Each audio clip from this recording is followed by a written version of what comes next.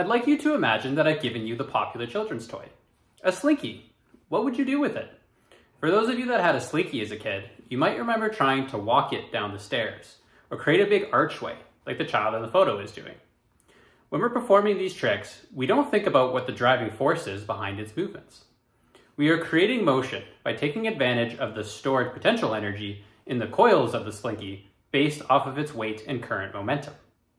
Now, knowing this, would it surprise you to learn that the way that fluid is distributed throughout our lungs acts very similar to the way that a Slinky moves? It definitely surprised me. Research has shown that when we are lying on our backs, there is more fluid towards the back of our lungs rather than towards the chest.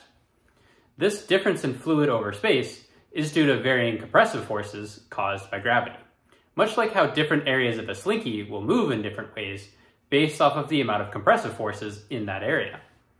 This phenomenon has been coined the Slinky effect and is a relatively new area of research. A step in this research that is yet to be explored is the changes over time that the fluid in the lungs experience when the body experiences a change. If I dropped a Slinky from height, I wouldn't expect it just to stay there, or even to maintain its shape as it fell to the ground.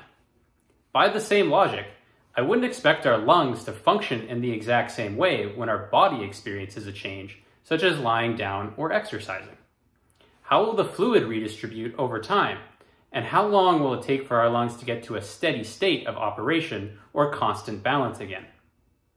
In 2 related trials, my research aims to explore and answer these questions using a unique form of magnetic resonance imaging developed here at the U of A. This form of MRI allows for high-resolution 3D images of our lungs.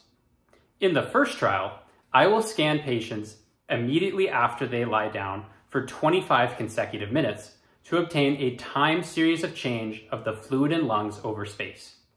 In the second trial, I will introduce the concept of our lungs' ability to recover from physical exhaustion by having the subjects exercise immediately prior to being scanned. Abnormalities in the Slinky effect have already been used to predict health outcomes in heart failure patients. When considering lung fluid over time, I hypothesize that there will be a noticeable difference between healthy lungs and lungs affected by major lung complications or heart failures. My research will lay the groundwork and act as a healthy control study that outlines what the normal response of the lung should be to these types of changes. My hope is that the results of my research will lead to a valuable clinical tool, allowing for early treatment by physicians and increasing positive patient outcomes. Thank you.